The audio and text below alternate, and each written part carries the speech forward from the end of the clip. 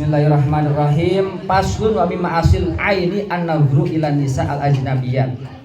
Pasal menjelaskan tentang maksiat mata. Ibu-ibu punya mata semua? Berfungsi semua? Alhamdulillah. Kalau saya ini jarak 2 atau 3 meter ini kelihatan ada orang, tapi wajahnya itu siapanya enggak jelas ya. Kan enggak paham ya. Nah, jadi potensi badan kita ini dari ujung rambut sampai ujung kaki bisa taat pada Allah Subhanahu wa taala. Begitu juga potensi badan kita ini dari ujung rambut sampai ujung kaki, dari mulai mata, hidung, mulut, telinga, bibir, ya. Kaki, tangan, hati, pikiran, dan bahkan kemaluan itu ada potensi untuk ibadah Allah Subhanahu wa taala. Juga sebaliknya ada potensi untuk maksiat sama Allah. Kalau ibu hubungan badan dengan suami itu ibadah, bahkan seperti orang yang berjihad fisabilillah. Ketika ibu umpamanya pegangan, pelukan itu dosa rontok semuanya. Apalagi kalau umpamanya sampai gul, itu pasti lebih dahsyat ibadahnya pahalanya. Tapi kalau umpamanya bukan dengan suaminya, malah itu maksiat sangat besar, namanya zina. Zina itu ada dua, ada zina muhsan, ada zina biasa. Zina muhsan itu adalah orang yang sudah punya suami atau istri, dia berhubungan dengan bukan suami istrinya. Hukumannya apa? Kalau ketahuan dengan ada saksi 4, maka dia diranjam, dikubur hidup, dilemparin sampai mati hukumannya. Tapi kalau yang belum nikah itu dipukul 100 kali, dibuang dari kampungnya. Nah, jadi apa artinya? Mata kita bisa ibadah dengan baca Al-Quran, sholawat, atau memandang ya memang diperlukan Allah Subhanahu wa taala buat belajar, ngajarin anak-anak ya. Mulut kita bisa ibadah dengan zikir ya, menyebut Allah Subhanahu wa taala, atau juga mulut kita bisa maksiat, ngomongin kejelekan orang. Nah, ini ya. Jadi potensi yang ada pada diri kita ini yang menggerakkan siapa? Adalah hati kita. Hati ini kecil tapi dia adalah pemimpin anggota tubuh kita. Nah, maka bagaimana hati kita bisa hidup? Tentunya harus selalu zikir pada Allah Subhanahu wa taala. Karena hidupnya hati dengan zikir pada Allah. Matinya hati itu dengan melupakan zikir pada Allah. Sama kayak pohon bisa hidup dengan air. Orang bisa hidup dengan air juga, makan minum. Maka hati kita supaya baik, supaya hidup, harus zikir pada Allah Subhanahu wa taala. Zikir itu ada dengan ucapan, ada dengan hati, ada dengan anggota tubuh kita. Katakan kita orang tua bekerja, itu termasuk zikir dengan anggota tubuh kita. Nah, yang baik itu zikir dengan hati, dengan ucapan, dan dengan tindakan.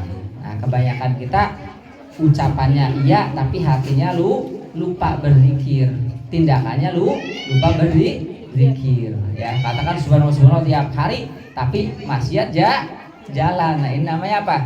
Namanya zikirnya hanya ucapan saja. Nah, pada pembahasan kali ini adalah maksiat mata. Pertama adalah al-ainu an-nadru ila nisa al-ajnabiyah. Pertama, maksiat mata adalah memandang kepada perempuan atau laki-laki yang bukan mahram. Ibu-ibu mandang bukan suaminya itu haram. Bapak-bapak melihat bukan istrinya juga haram. Kecuali ada keperluan. Keperluan apa? Seperti bisnis, seperti mengajar, seperti medis ya. Medis ya, katakan buat dokter laki-laki, pasiennya perempuan tuh boleh. Bahkan kebanyakan dokter kandungan siapa? Laki kan, tidak hanya mukanya yang dilihat tapi semua badan dilihat. Sama dokter tuh boleh. Dalam pendidikan juga boleh. Katakan gurunya laki-laki, muridnya perempuan atau campur. Begitu juga upaya gurunya perempuan, muridnya laki-laki. laki. Jadi dalam medis kesehatan boleh, dalam pendidikan boleh, dalam bisnis boleh. Yang ngejual perempuan, yang jual laki-laki, atau pertanian ya, atau pokoknya yang kebutuhan buat sehari-hari, selama tidak melebihi dari itu ya. Katakan kerja lah ya, nah itu sebatas pekerjaan, maka itu diperbolehkan. Yang enggak boleh itu enggak ada apa-apa, enggak ada keperluan bisnis, enggak ada keperluan medis, enggak ada keperluan kesehatan, pendidikan, ujug-ujug ngelihat. Nah ini namanya adalah maksiat mata ya. Wa kada nazruhunna ilaihim. Nah sama ya. Begitu juga laki-laki bukan mahram melihat ke perempuan yang bukan mahram, itu juga maksiat mata. Begitu juga perempuan kepada laki-laki juga sama ya. Jadi enggak ada bedana. Fayahrum an-nazru ila syai'in min badalil mar'ah. Maka diharamkan melihat laki-laki kepada anggota tubuhnya perempuan yang bukan mahram. Ya, kalau umpamanya mahramnya, katakan mahramnya itu siapa? Ibu, bapak, anak, kakak, itu boleh ya, boleh.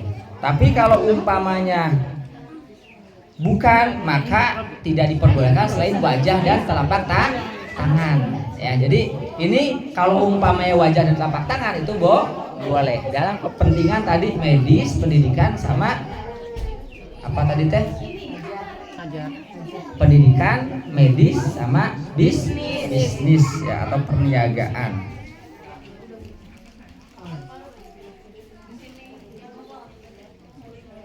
Selanjutnya mayyahrum menadruha ilaiha wa yahrum 'alaiha wa 'alaiha kashfu min syai'in mimma baina surah wa rukbah. Nah, kalau mahram itu boleh, batasannya dari mulai pusar sampai dengan lutut.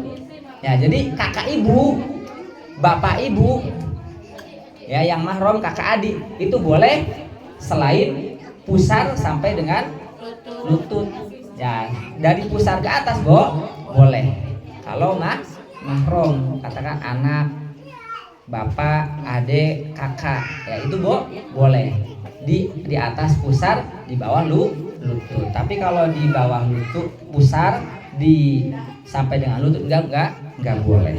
Kecuali ada keperluan, kayak ibu-ibu mungkin nyebokin anak laki-laki ya. Nah, itu ada keperluan ya. Kalau keperluan boleh. Tapi kalau umpamanya bukan mahram, maka semuanya itu enggak boleh, kecuali wajah sama telapak tangan. Ya, jadi kalau yang bukan mahram hanya wajah dan telapak tangan. Kalau mahram itu boleh selain pusar sampai dengan lutut. Kecuali ada tadi kayak dokter ya, itu boleh. Kenapa kok dokter kandungan banyaknya laki-laki? Karena kan ada darah. Biasanya perempuan tuh nggak kuat melihat darah. Makanya yang ujiannya lulus kan nanti ada praktek ya, membedah apa gitu kan. Nah itu biasanya kebanyakan laki-laki ya. Jadi boleh. Wa yahrum 'alaiha kashful sawataini fil khala. Begitu juga yang sesama jenis. Yang tadi satu mahram itu antara pusar sampai lutut. Begitu juga yang satu jenis ya, sama-sama perempuan sama laki-laki, itu juga bolehnya dari pusar ke atas sama lutut ke bawah. Jadi antara satu jenis sama satu mahram sama auratnya, yaitu antara surah ataupun pusar sampai dengan lutut.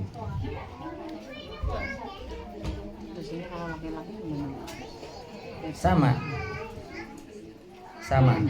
anak perempuan sama ke anak perempuan, ke anak laki-laki sama, batasannya sama ya, sama. Jadi antara pusar sampai dengan lutut ya. Katakan bapak ke anak perempuan atau bapak ke anak laki-laki sama ya. Jadi antara suruh sama, walaupun udah dewasa sama batasannya ya. Tapi kan kita itu fikih ya, fikih. Jadi kalau nanti adat, istiadat itu bisa jadi hukum. Katakan adatnya di sini pantasnya semana kan nggak mungkin seperti itu kan ya. Nah, ini adalah buat kalau ada keperluan obat tadi pendidikan dan sebagainya. Illa sobi au sobiyah, kecuali anak laki-laki kecil atau anak perempuan kecil, maka boleh itu mah. Tidak tadi buat anak gede ya, antara pusar sampai lutut. Kalau anak kecil mah maka boleh ya. Ma'adal farji al-unsa, selain alat kelamin. Wa yahrumu an-nazru, ini yang pertama adalah tentang pandangan yang bukan mahram. Yang kedua, wa yahrum an-nazru bil istighfar ilal muslim, memandang kepada orang lain dengan menghina. Ini juga maksiat mata. Katakan melihat tapi tujuannya menghina. Ada kayak gitu nggak Bu? Memandang tapi tujuannya menghina. Nah ini juga maksiat mata. Melihat terus ngehina ya. Jadi memandang tujuannya menghina. Ini adalah maksiat mata. Yang ketiga, an-nazru fi baitil ghair bi ghair izin. Lihat rumah orang dengan tanpa izin yang punya rumah. Nah, katakan di sini kan ada banyak villa ya, banyak resort, apa? Enggak izin ibu punya yang resort ataupun apa tadi villa. Kalau nggak tengok masuk, itu termasuk maksiat mata. Ya. Apalagi motor. Apalagi masuk, lihat aja tidak boleh atau maksiat mata ya. Kecuali izin, kalau izin mah boleh. Di luar pagar juga nggak boleh. Maksudnya foto-foto. Kalau lihat ke dalam kayaknya. Ya, jadi melihat kepada rumah orang dengan tanpa izinnya. Ya. Yang ke 1, 2, ketiga. Yang keempat, ikhfa'u kada. Tapi bagi rumah yang memang sengaja untuk ditutupi. Tapi kalau rumah memang sengaja pengen pamer, kita lihat yang nggak masalah. Kan ada rumah tuh ada yang pengen pamer ya, ada yang memang rumah yang pengen ditutupi. Nah kalau udah tutupi, kalau kita pengen masih melihat, itu yang maksiat ain, maksiat mata. Tapi kalau ada orang memang rumahnya dibuka, pengen pamer ya, kita lihat tidak masalah.